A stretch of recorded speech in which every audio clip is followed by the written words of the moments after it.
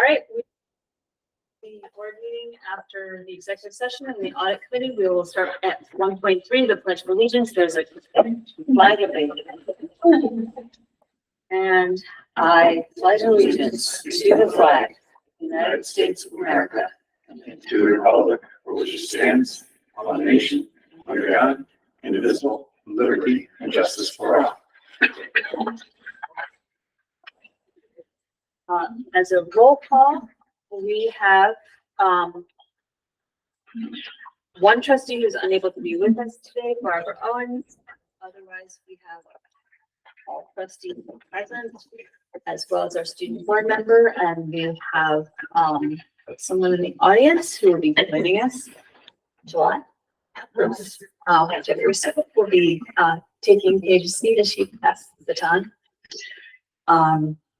So very grateful for that. And we move to the good of the order. We have also seated with us two trustees with whom I have felt fortunate to be able to work with over the past 4 years of their service, 4 years plus. There's just a lot of gratitude to you both for exemplary service, for extremely hard work on the policy committee, especially. That is a huge job. And we are all grateful, and we are better as a district for having had you, for your service in general, on the committee specifically. We thank you very much for that. Thank you. Thank you. So.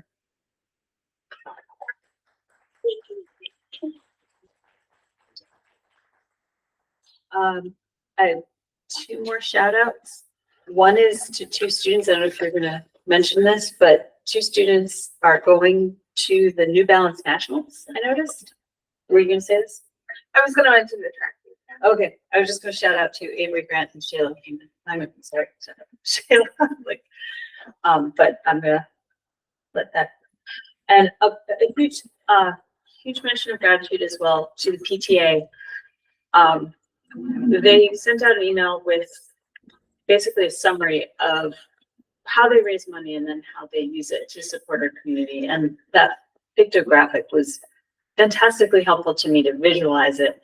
And it just makes me even more aware of all that you do, and so much gratitude. The retiree event that we were just able to participate in was a beautiful example of so many of the things that you do to call out these people who are part of our community. And I thank you, Jen, and I thank the PTA so much. Encourage everyone to participate in that. So thank you.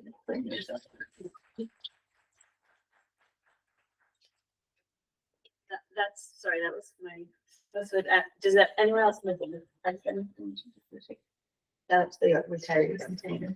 And the tenure, right? Yes, the tenure recipient. Sorry, it was the retiree and tenure recipients. My apologies. Congratulations to the tenure recipients and to the retirees for this fantastic milestone.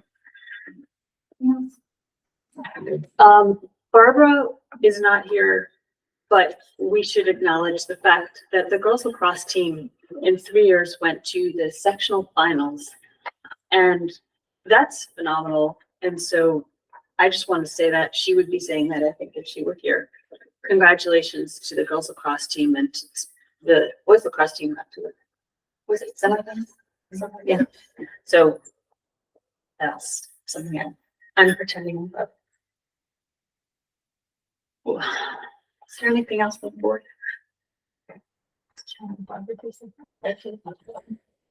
This moves us to 2.1 is the opportunity for the public to be heard. There's a podium there and an opportunity for members of the public if they'd like to come forward to share something with us.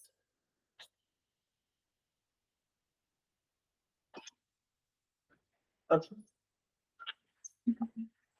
With that, we move to item 3.1, Page's final student board member report. We welcome her to come back again. My last one. First, I'll reiterate both the track team and the lacrosse team have had amazing seasons, and we're sending 2 people from track to nationals. Also, we held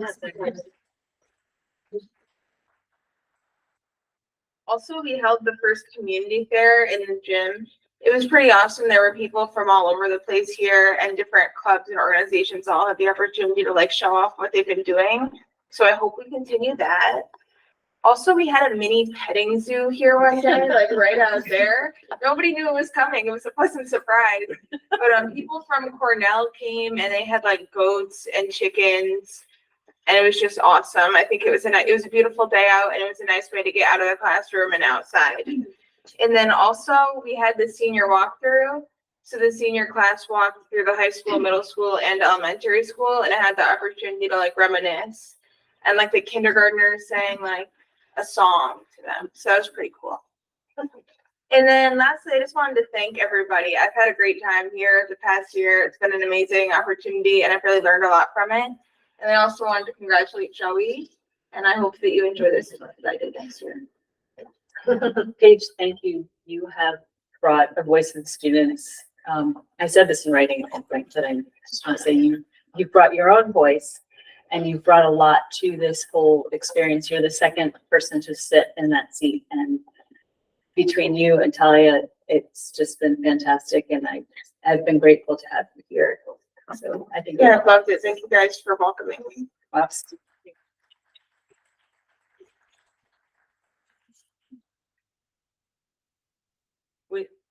With that, we're gonna go to the superintendent's report, and if you don't applaud, it's not. That's okay.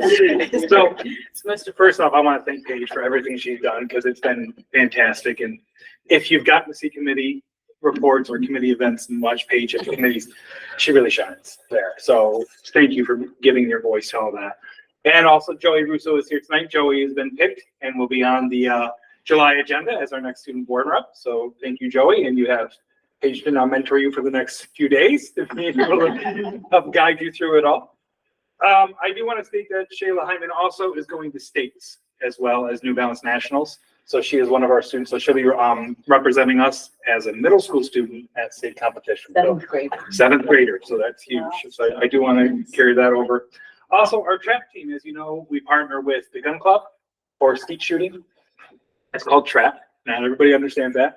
They are actually sending 7 students of their team to Cicero for the state competitions.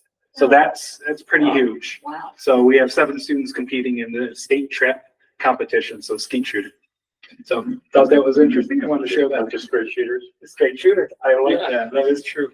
So now I'd like to introduce Brianna. Brianna is on the agenda tonight as the middle school principal. So we did it last month with the high school principal. Yes, hello.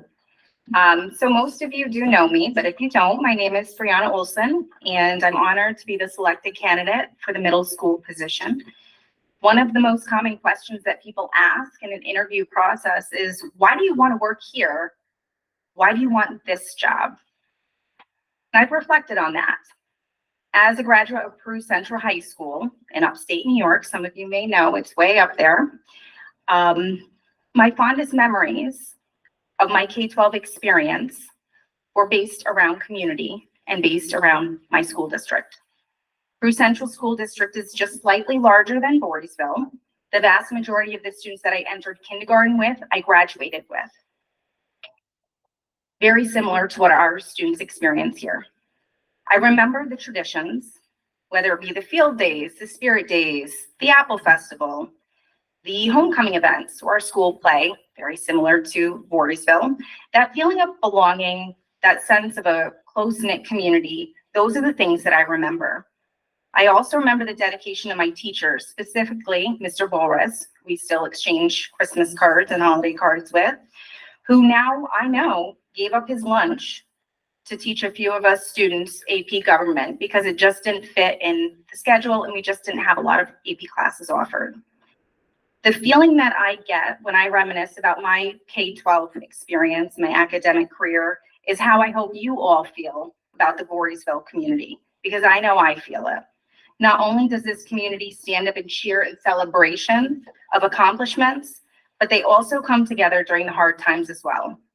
This goes beyond the walls of our schools, and I truly believe that this is what makes our school district so amazing. For those of you who don't know my background, I'll share a condensed version. I began my career as a nationally certified school psychologist and furthered my education to obtain an additional master's degree in applied behavior analysis and autism. I've worked with children of all ages, and after working in a school district as a district behavior specialist in the City School District of Albany, I accepted a position as a middle school assistant principal in the same district. I didn't really know what I was getting myself into. However, I discovered that I truly enjoyed working with middle school students, families, and staff. The middle school years can be tough for children and also for their families. It is a time when children get a taste of autonomy and really start to think about who they are and who they want to become. It's a bit of an awkward time for students, figuring out how to develop friendships, end friendships, and everything in between. Dare I say, it's a time when the teachers and staff around the students matter most. And I've witnessed firsthand the quality of the staff we have within the Voorheesville Middle School, and I'm proud to be a part of their team already. While I've already begun the process of establishing connections with students, families, and staff, I'll continue to strengthen collaborative relationships with stakeholders. Beyond any scheduled meet the staff type of events, I want the community to know that I'm always interested in your input. This applies to students, staff, families, and community members. Call me, email me, talk to me at a sporting event.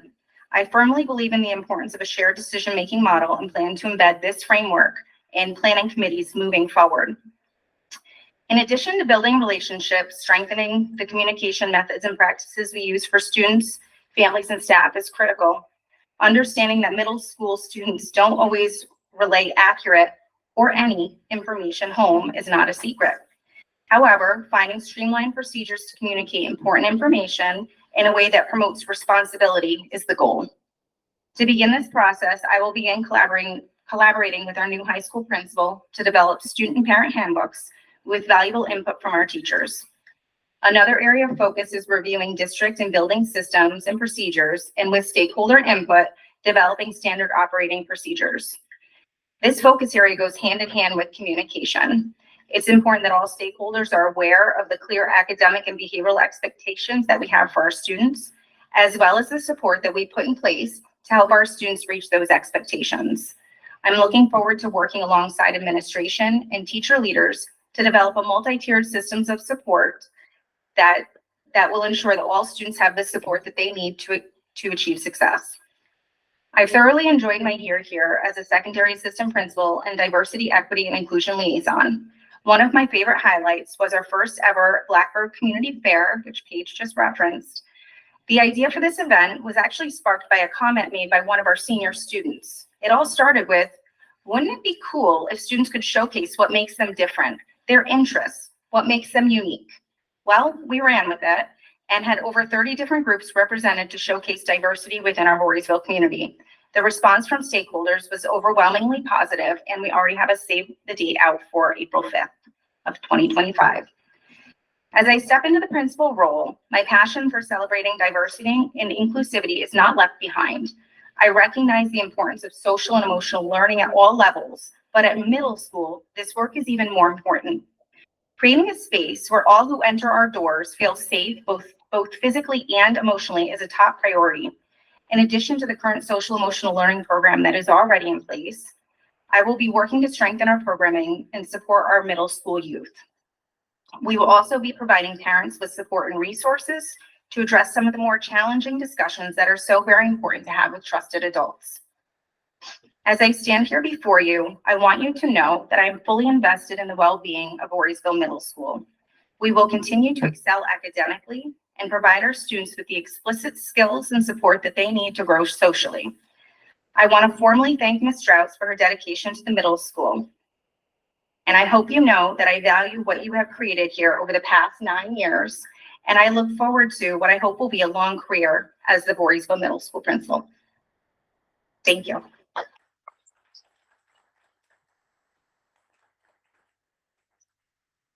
Does anyone have any questions? Okay, thank you. Yeah, thank you. Thanks, Brandon. All right, so I'm going to bring up, but it's not on my list. Mr. Franchini actually set up that petting zoo with Cornell Cooperative Extension. And no one knew it was coming except for me. And we set it up a while ago. So when I texted all the admin, I go, oh, by the way, petting zoo's here. And nobody knew what I was talking about. So it's really funny, Paige. You weren't the only one. But it made for a great day. And I think we should do it every year at this point. It was a lot of fun. Just on a random day. Yeah. So it was fantastic. You want to hold the little. All right. So I'm going to give a capital project update next. So if you look out back, go to Cornell Cooperative Extension and actually look into it, you will see they have made a ton of progress. And this week did not hit anything that they weren't supposed to. So that's positive. Have to make light of it a little bit. So they are actually now putting in the water system. So for the stormwater, so you'll see those big giant yellow things that were out there. That's actually stormwater drainage. So it catches it, it makes an underground pond. And that's part of the next step that has to happen. So they dig it all out, and then they dig down even further, put that in, and then they have to build it back up again to be able to make sure that we have a place for the building. Really good progress happening. Still probably not going to be done until next May or June. I mean, it will take about a full year for this work to happen. We did have a tad bit of a setback. So we are planning on having the bid out for the elementary school site work by now. Unfortunately, we just got that bid back from state ed. So we just got the approval back probably 2 weeks ago. That does not give us enough time to go out, create the site work, and actually get good bids to get work done in July and August. So it's not wise for us as a district to go out really quickly for a site work bid that probably will get us not what we want or not as money that we need it to be. So we are going to push that back. That site work is going to go back to the original scope, which was all together. As you know, I wanted to split that so we had a little bit more time and a little bit more green space at the elementary school. Unfortunately, we're going to have to go back to the original scope of having the site work and building work done around the same time frame.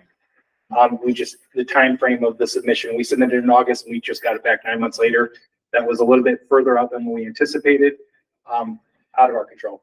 So the site work will now happen, not this week, not this year, but next year. So next summer, yeah.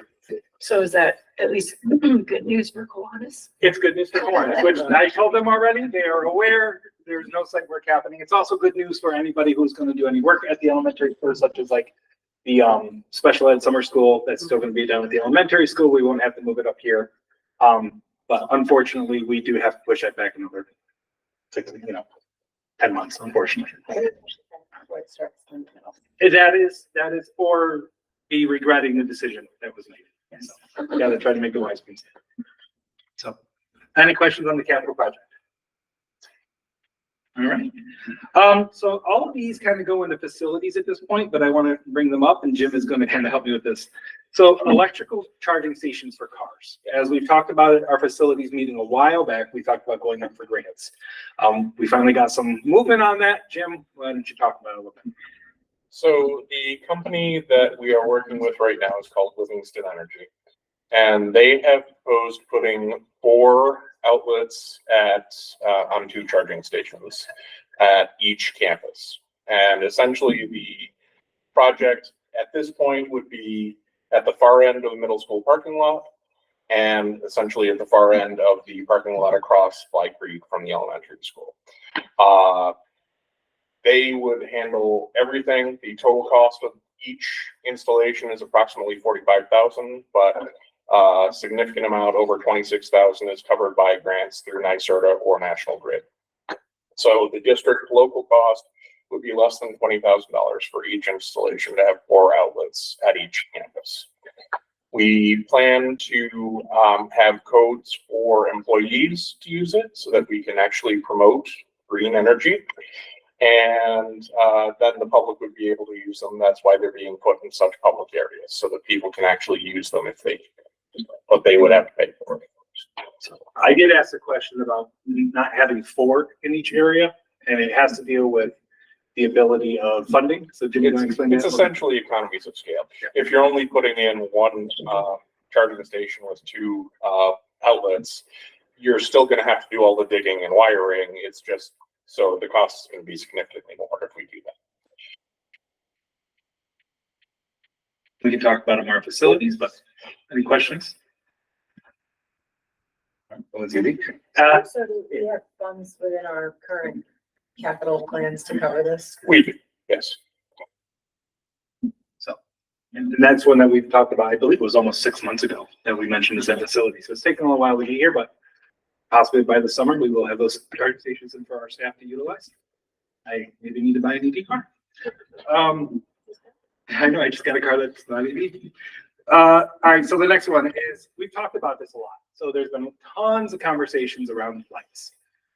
Right, and as you know, if the district was going to look at doing lights, it's about $850,000 just for the lighting stacks itself to put into a system, into your outside fields. And then you'd have to decide which one it goes to and everything else. So that is a capital project. No matter which way you look at it, it's a capital project to be able to even have a light discussion. The district has been funding and buying, renting lights. We're renting anywhere between $1,500 to $3,000 or even $6,000, depending on the length of time that you're using these lights. We do have an opportunity, and I want to bring up to the board. We've been looking at some different lights, similar in size, 20 feet top width, LED, that we can purchase those utilizing funds that we currently have. What line is it, Jim? It's the repair reserve, not the repair reserve, the repair line that we have for the deferred maintenance. So we could be looking at, we could purchase 8 lights that could be utilized for any of the events that we have up until the point that we have a capital project, but that way the district wouldn't be renting them. We just had an issue the other day where the lacrosse game was going on for the boys and they couldn't redo it and they had to reschedule it because boys lacrosse, if you have a rain delay or anything else, you actually have to start from the very beginning again. So you don't actually, like the girls lacrosse, you can actually start back where you were. So say you're in 4th quarter, you can go back to 4th quarter and play. Boys, if you're in 4th quarter, it doesn't work that way. You have to start all over again. So they wanted lights. I'm like, you can't just rent lights in one day and get lights on the field. If you have these lights, you can, right? So it is something you can do as a district. I wanted to kind of push it out to the board saying, is this something you're interested in? Neil has scoped it out. If they are on state contract, we can purchase them. I think it's roughly $70,000. Little under $70,000. It's through one of the consortia that we work with, Sourcewell. Totally. Total. Are they, what is their energy source? So each one will have a generator attached to it, diesel. So they're loud and smell. No, the generators we scoped out are very low noise. They're Honda, very relatively small units that would be relatively quiet. So. 1 unit, 1,000 watts can charge 1 light. If you buy a 2,000 watt unit, you can piggyback it into the 2 units itself to the 2 lights. So you could go higher up on the generator, then run 2 lights off of one. The lights also allow us to be able to plug into our regular system. So we could technically run an extension cord into those systems or run out power lines eventually if you ever wanted to. So that is an option as well. Are solar lights an option? Not for that price scale. What's the difference? Yeah, what's the price I scale? imagine you need lots of batteries, which are expensive, right? Because Essentially, lights yes. around stuff on the back. You have to have storage on the actual light itself, which would be very expensive. So, I mean, we're talking probably, I'm gonna guess, we haven't looked at it completely, but in the $3,000 to $4,000 range to have enough storage to have them used for any significant amount of time. So it'd be an extra 25,000 for the 8 lights approximately. 25 to 35, I mean, That's the diesel. so. Well, right, so it's 35, so if it's 70,000, then it would be 35,000 for the storage of That's gonna have that. solar panels to. And that's what caps out, but this caps out where our max would be. Our max would be $100,000 tops. So that would be, and I understand we could look into that and see if that's an option. But it may not be cost effective in the ability for what we currently can do. Yeah. Also, if you wanted to go higher than 20 feet, it adds about another, would it tell me $7,000 per light or 10 grand? The mass and getting it up that, Yeah. The ones that we rent go how high? 20 feet. 20, right? Yeah, I mean, they're not ideal. I mean, there's some visibility issues with the lights at that height for the players, but I think, I mean, you know, I've been pushing for lights for years, so thank you for looking into this. I mean, to me, the cost seems totally reasonable. The lumens are more than what you get in the diesel light, and the diesel. Yeah, lights that we I mean, currently as have. far as loud and smelly, the diesel lights are loud and smelly, for sure. What's the lifespan for these? We didn't really get into that, as far as lifespan, but it is a unit that's, you know, commercial unit, so it's gonna be a significant amount. of They use. also said that one full tank of the generator that we looked at will get you about 45 hours worth of use out of it. So you are looking at a pretty efficient, Yeah. comparison to what we currently rent. It's like we're filling them up. And they're able to be moved by one person, Yeah. so it's not like where you have to get the truck out and move them around. It's not just the, number of hours though, but over years, because we won't use them the way a highway crew uses them like every day. So will parts kind of age out before they wear out? It's LED, so it should be fairly long-lived. The generator part. Yeah. Well, we can, Generator part, you can look at. these are all things that we're gonna bring back to facilities. And we're gonna test Neil with being able to get those answers, because he is more than capable than me or Jim to be able to do that one. But Yeah, he can definitely do that. each of the generators is approximately $700 to $800, so that's not a huge lift to replace. So I'm gonna give you anecdotal data, and I apologize. I have a Honda generator similar to the one that we are doing for camping. I've had it now for 7 years. I leave it outside all the time. I do not take proper care of it in the winter. I don't like put this stuff in it that you're supposed to, so the gas doesn't, I do nothing. And every year it starts up just fine. And it's 7 years now. And I use it maybe 6 times a year if I'm lucky. So So just it does work. in terms of the cost though, currently we're spending what, like roughly 10 grand a year? Yeah. On lights, and we have them for a number of days or maybe weeks. And As this would opposed give us to- more opportunities. Would give us So- more opportunity to have more like the community focused events where we've got the girls, boys, double headers and And other we've been community picking and events. choosing the events too. Now Right. we have more flexibility in what events we want to be able to use them for. We could delay school start time and still have feedback. we could do that too. Just put it out there. Right, if you owned these, do you have a vision of what you would do besides what you do now? No, so there's a lot that I've been thinking about. What are the protocols that we put in place for other people to use them, right? Because that's gonna be another issue. The way I'm looking at it is, I'm thinking we could do pep rallies. I think we could do different events for kids at night. Like, I think there's more there that we're not doing that we could do. I don't know the answers. I just know we're very limited on what we do have, because we can only do what we're doing from, 7 o'clock to 7 o'clock. And I've seen schools do a lot of really fun things like parades at night or going around the track, doing different things. So there's options. I just don't know what those options are. We have much more talented creative staff than I that will probably think of wonderful things to do with kids. I just know that we're limiting what we can do right now. And with these LED lights now, LED lights, old school lights, they go like this and you have nothing, you have no control. LED lights, you have a lot more control of them. And the ones that you actually put in, like the ones that we're putting in over here, we can absolutely control the way they go, the shadows that they are, and then we can actually lessen or control the amount of lumens that we give at a certain time. So the technology is beyond itself. Yeah, I think in the fall too, when it gets dark so early, right? Right. Could you have Kiwanis games instead of having to end at 6:30, right? Well, that You could becomes the actually conversation have of, them start at a normal time so parents don't have to leave work early to get their kids to but their then it comes to game. use, rental, and that's the other component of, doing those things, putting wear and tear on it. What are we Right. doing with it? Yeah, So but a also- whole bunch comes into it, but yeah, it's Yeah, a I mean, community event. all of those things, how many kids pay to be at Aframs at night so they have lights? That's, we could do those things here and keep people closer. Lot of options. Yeah. So something that we'll bring the facilities in. Sounds good. And that's all we got. All right, thank you. No, would you like to? I- Have more to say?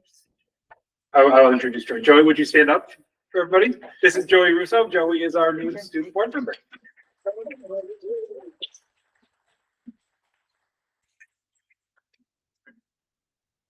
Joey's a junior, he'll be a senior next year. Next week. All right, with that, we'll move to the approval of minutes, item 4.1. Are there any comments or thoughts on this item? Would anyone like to move it? Move it. Second? Second. All in favor? All right. Thank you. Treasurer's report is item 5.1. Questions or ideas to discuss? I'll move it. Second? Second. All in favor? Aye. Okay, I have 5.2 where we approve a resignation and potentially, absolutely, and appoint a new middle school principal. At middle school principal. David Leo. Any questions or thoughts?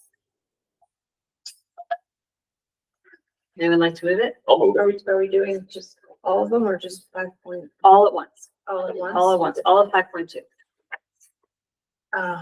No questions, just a recognition of, Dan Cruz for 35 years of service. I know he's not going great yet, but that's pretty amazing.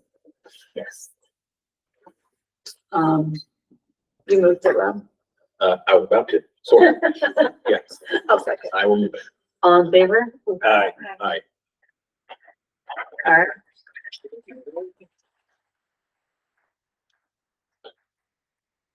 With that, 5.3. The BOCES sublist. Any thoughts or questions?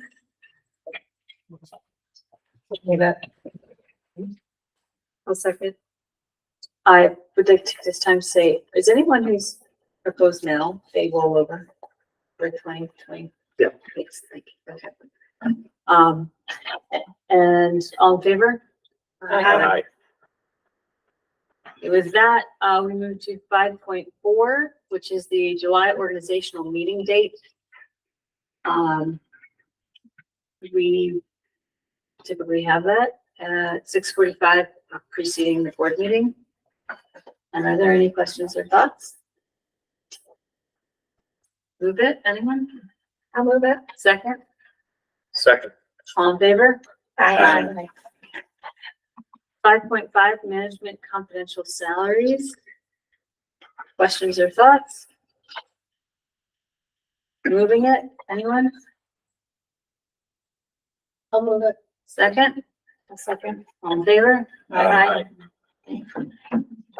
And a ratification of the VAA contract. Anything to say, questions, move it, I'll move it. second? A second. All in favor? Aye. Aye. And in a resolution on an employment agreement. Questions or thoughts? Moving it? I'll move it. Second? A second. All in favor? Aye. And 5.8, an employment agreement for the assistant superintendent. Any questions or thoughts? Moving it? I'll move it. Second? Second. All in favor? Aye. MOA with UEV. 5.9, questions or thoughts? And anyone want to move it? I'll move that. Second? I'll second. All in favor? Aye. And 5.10, questions or thoughts? Move it. Move Anyone? it. Second? I'll second. All in favor? Aye. Aye. Yeah. All right, RG, if you can think back 1 hour and 3 minutes ago, could you please, review the audit committee that? No. Sure. Actually, we started a little late, so. 1 hour. Might be an hour. Okay. So the audit committee did meet earlier. We had our regular agenda of items, plus a continuing discussion on the payment system fees, which I think ended with all of us frustrated and hoping a coalition forms to go after the payment vendors, but we don't have any great solutions. I'll circle back to that. So we reviewed our minutes. We went over the claims auditor reports. There were 4 exceptions identified, all athletics related, or 3 exceptions and 1 other issue, I think. 2 and 2. 2 and 2, sorry, 2 and 2. Total value was less than $3,000. We reviewed our function level, status for the general fund in terms of what we've expensed and encumbered, and actually spent, and we're in great shape there as we head towards the end of the fiscal year. We talked about our school lunch profit and loss, and shockingly, at this point, or I'll say as of April, end of April, we are in the black, to the tune of $6,700, which is pretty amazing. Usually it doesn't happen this way. It hasn't, I don't think, in my time on the board up until now. So kudos to all of our cafeteria staff and everyone who makes that happen. On the payment system fees, we agreed that for next year, we are going to try and promote to parents the fact that they can send in cash or a check to have funds added to their students' meal accounts at no charge whatsoever. And secondly, we'll promote the, what is it called? The annual option for e-check payments, which I can't remember the amounts, $13.95. It was $13.95 and for one student, or $27.95 for the entire family. Right, so that's another option if you're paying by e-check. It's a one-time fee and it'll save you being charged individual fees throughout the year. So if you use My School Bucks a lot, that might be a good option. And barring that, there are the credit card fees, which we all, or at least I think, are outrageous. So please use the other options to avoid those fees. And then we reviewed the fund balances and the reserves for this next fiscal year. And that's on the agenda for the board to vote on later. That's it. All right. Curriculum committee.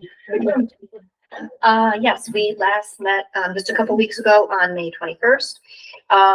First thing we went over was digital literacy standards. Like any other content, it's going to have its own standards now that students are spending more and more time doing things digitally. Certainly those are standards that they are looking at. They're divided by kindergarten, first grade, second, third, then fourth through sixth, seventh and eighth, and then ninth through 12th. And like most other standards, much of it is already being done by people like Ms. Wordley and Ms. Peck have been working on that with students, so that's nothing particularly new. More standards that are rolling out and changing are the science standards, which is another one we talked about. And Frank, I believe, is that for the earth science, which will become earth science and space, and living environment, which will become biology. Again, it'll go back to being biology. Is it the 26-27 school year that those exams will be the first? 25, 26 for earth science. Don't quote me on it though. Okay, that's And okay. then 26, 27. But Okay. I think we're off a year. Yeah. Okay, that's what I thought, yes. So, we discussed those. The other thing that we talked about was the fifth grade science test. I heard sort of across the state, not just here, but was perhaps not the best test available for students. Took quite some time for them, so maybe a better version could be worked on in the future, again, across the state, not just here in Voorheesville. We looked at, for the fall, for class sizes and how many sections. And thankfully, the incoming sixth grade will be kept at 5 sections, which is nice, keeps class sizes small. I believe the largest will be like 21 students. And the very last thing we did, a little bit fun, was looked at some of the new furniture that could be used by the cohort of teachers that are going to be looking into and using the redesigning learning.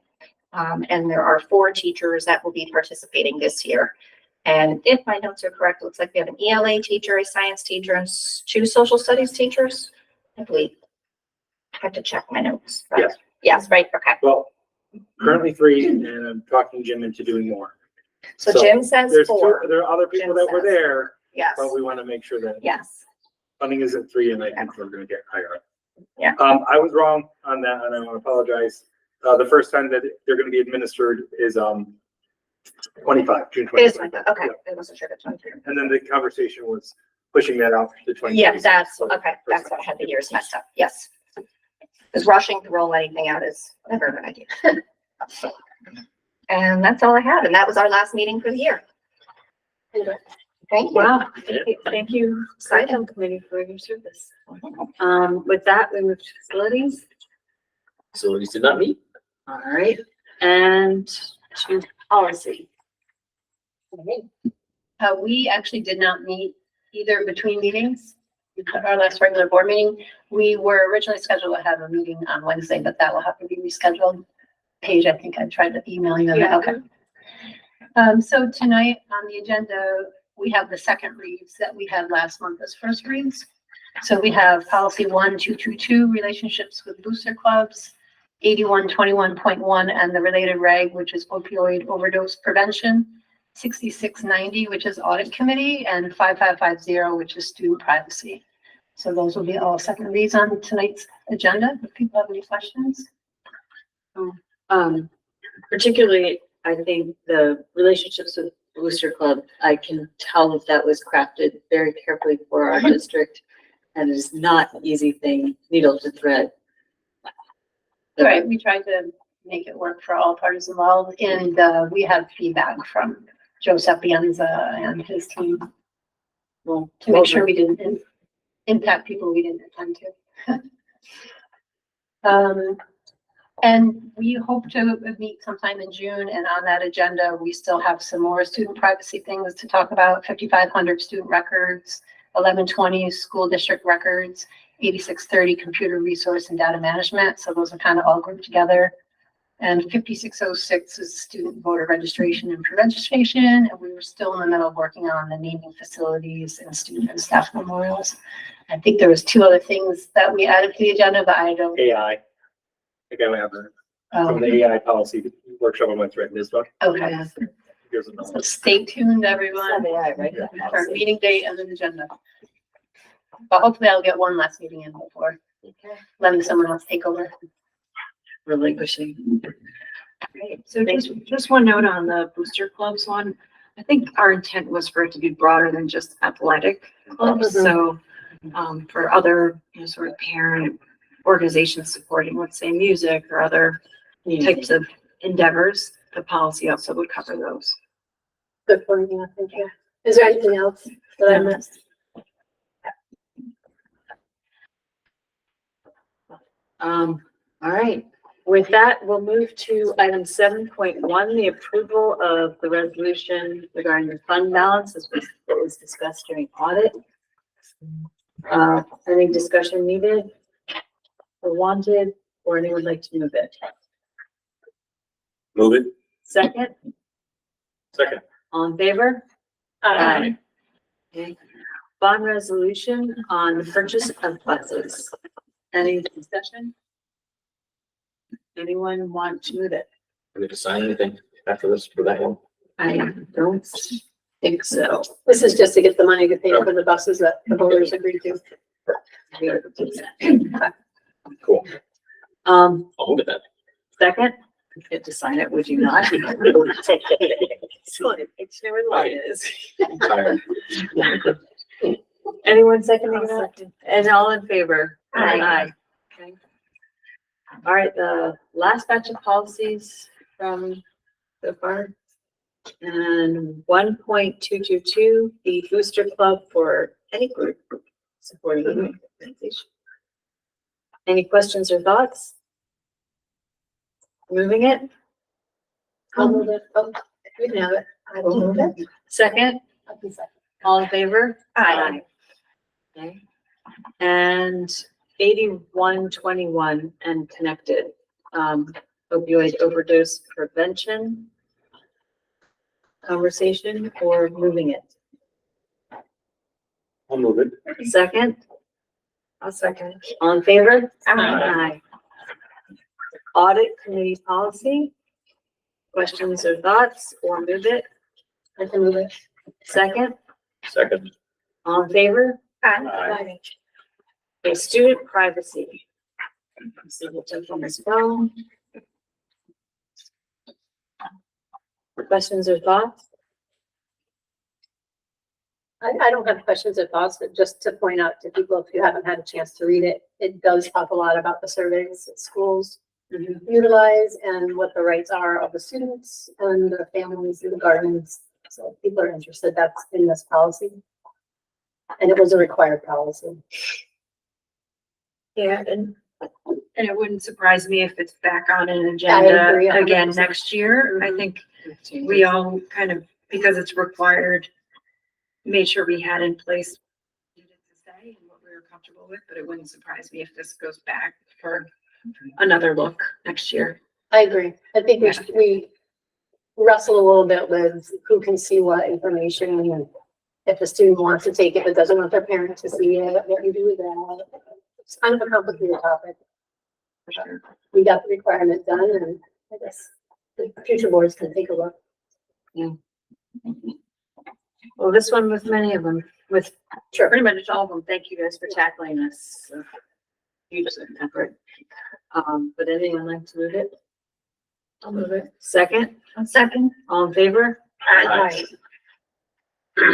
Thank you. And we have a grant being offered for the Cole Summers Raiders Institute, Summer Raiders Institute. Any discussion? Moving it? I'll move it. Second? I'll second. All in favor? Aye. Thank you for this grant opportunity. And there are 2 donations being offered, generous donation from the PTA and the Colonial Council. Would anyone want to discuss these? Or move them? I'll move them. Second? Second. All in favor? Aye.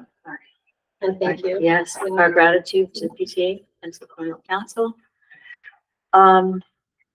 With that, we would like to move those monies around to reflect the way they will be used, and if there's any conversation to discuss this, or would we like to move it? I'll move it. Second, Second. all in favor? Aye. All right. Driver's education has been the same price for a very, very, very, very long time. I think it was cheaper when I learned to drive, but that was even longer ago.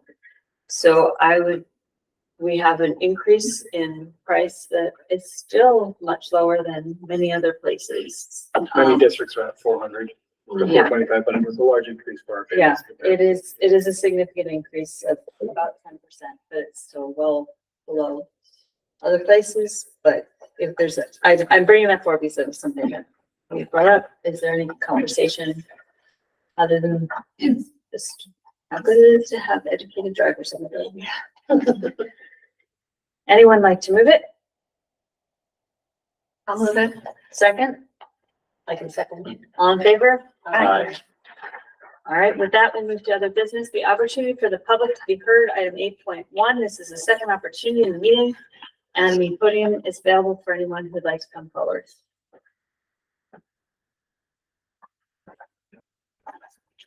Or not? And this is a second opportunity for the board to be heard. If there's anything that you would like to mention. or bring forward. So Frank, you mentioned a couple other things on the policy agenda, AI, and I think the second one I raised, which had to do with looking at the policy that governs use of facilities. A couple of community members have approached me with questions about how the schedule works. And I think there are some things that we could look at to clarify in that policy. So I think that was the second one. Since she brought it up, I would hope that the policy committee might at some point, maybe you're already looking at this on a different angle, the use of cell phones by students, maybe a pilot. Maybe there'd be some teachers, classrooms that would say, I'm willing to support a pilot ban, if that's the right word, for a period of time. Let's see how that works and what impact that has on the student interaction and focus and academic progress and things of that nature. So I would encourage that be at least an issue that this board take up at some point in time. I think it's becoming a problem for some of these kids.